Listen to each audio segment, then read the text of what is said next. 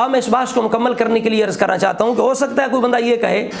کہ جو یہ کہا گیا کہ معاذ اللہ جبریل میں ویکھیا منگتا بطول دا، تو اس کی بنیاد وہ واقعہ ہے کہ جب حضرت حسنین کریمین بیمار ہوئے تو سیدہ خاتون جنت اور مولا مرتضیٰ شیر خدا رضی اللہ تعالیٰ عنہما نے 3 دن روزے رکھے، اور جب افطاری کا وقت آتا تو ایک سائل آ جاتا، تو 3 دن انہوں نے جناب وہ ساری روٹیاں اسے دے دیں، 5 کی 5 روٹیاں دے دیں، یہاں تک کہ 3 دن بھوکا رہنے کی وجہ سے حسنین کریمین انتہائی کمزور ہو گئے کہ چوزوں کی طرح کانپ رہے تھے، اور فاطمہ زہرا جو ہیں وہ بھی بالکل کمزور ہو گئی تھی۔ تو اس پر یہ آیت نازل ہوئی۔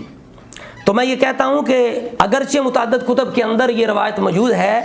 لیکن میدان تحقیق کے اندر اس کی کوئی وقت نہیں ہے، کوئی بنیاد نہیں ہے۔ یہ دیکھیں،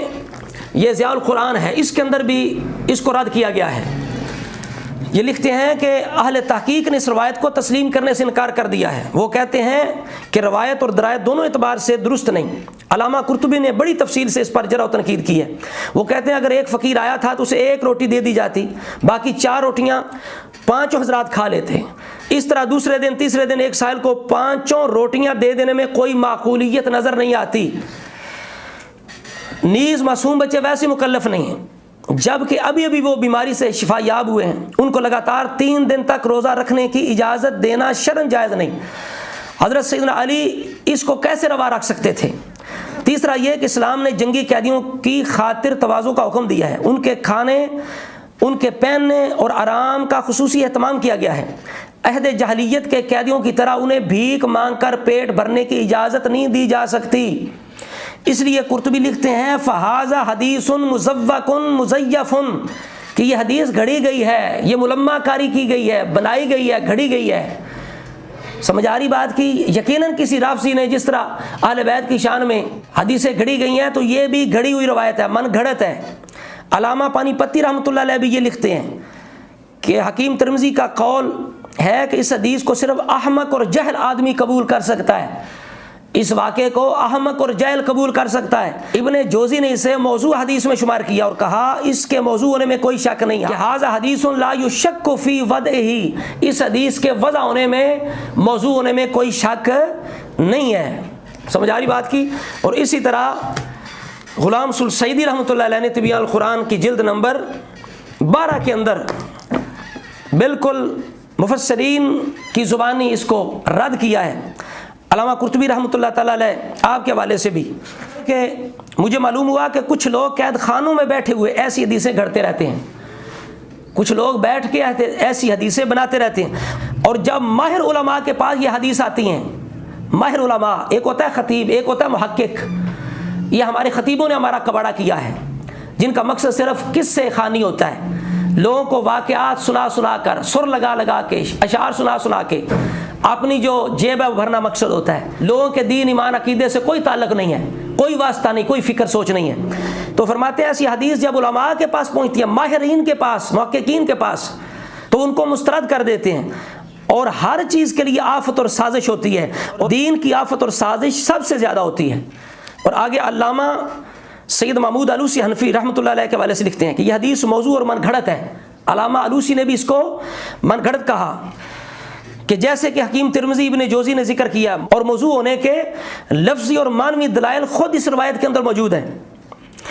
پھر اس حدیث کا تقاضا یہ ہے کہ صورت مدنی ہو، کیونکہ حضرت علی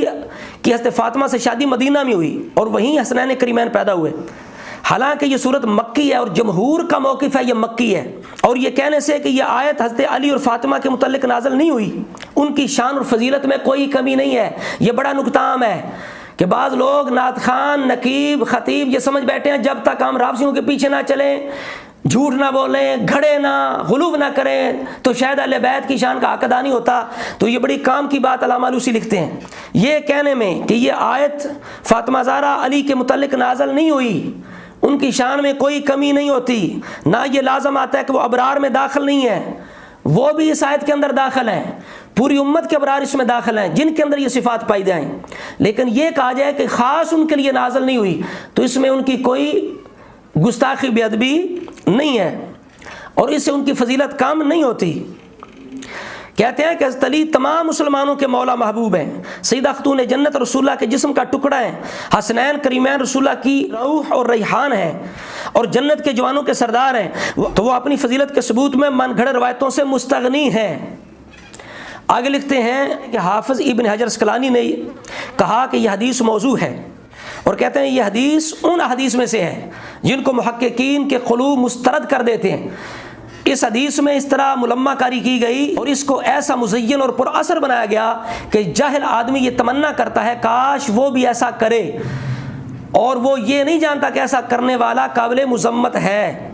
سمجھ آ گئی بات کی؟ تو لہذا ثابت ہو گیا کہ یہ قصہ من گھڑت ہے، جھوٹا ہے، اور اس طرح کرنا جائز نہیں ہے۔ چلے خود حضرت علی اور فاطمہ زہرا تو بھوکا رہ سکتے ہیں، لیکن جو شہزادے ہیں، جو نابالغ تھے، بچے تھے، ان کو بھوکا رکھنا یہ کسی طرح بھی شریعت اس کی اجازت نہیں دیتی۔ تو لہٰذا ثابت ہو گیا کہ جس واقعے کی بنیاد پر معاذ اللہ حضرت جبریل امی کی یہ توہین کی گئی کہ لفظاں کنج پروما میں رتبہ بطول دا جبریل میں ویکھیا منگتا رضا معاذ اللہ استغفر اللہ، تو وہ بنیاد ہی نہیں ہے۔ تو ہم گزارش کرتے ہیں اہل سنت کے خطیبوں سے، نقیبوں سے، نعت خوانوں سے کہ خدا کے لیے کچھ خیال کرو، اہل سنت کے حال پہ رحم کرو، اہل سنت کے عقائد کا اس طرح کباڑا نہ کرو۔ اگر کوئی تم واقعہ دیکھتے ہو، کوئی کلام دیکھتے ہو، سب سے پہلے کسی محقق مستند عالم دین کو دکھا دیا کرو، اس کے بعد جا کے بیان کیا کرو۔ تو لہٰذا ہمارا مقصد کسی کی توہین نہیں ہے، عقائد اہل سنت کا دفاع کرنا، اور ایسے جو غیر ذمہ دار ہمارے خطیب ہیں، نقیب نعت خوان ہیں، ان کو متنبہ کرنا ہے تاکہ وہ ہوش کے ناخن لیں، آئندہ خیال کریں کہ ہم کیا کر رہے ہیں اہل سنت کے ساتھ اور ہماری کیا ذمہ داری ہے۔ اللہ رب العزت کی بارگاہ میں دعا کرتے ہیں مولا تعالیٰ ہم سب کی زبانوں کو، ذہنوں کو، دلوں کو ہر طرح کی لغزش سے محفوظ رکھے، اور آج کل کے موجودہ جو فتنے ہیں طرح طرح کے، ان سے ہماری ایمانوں کو محفوظ رکھے۔ السلام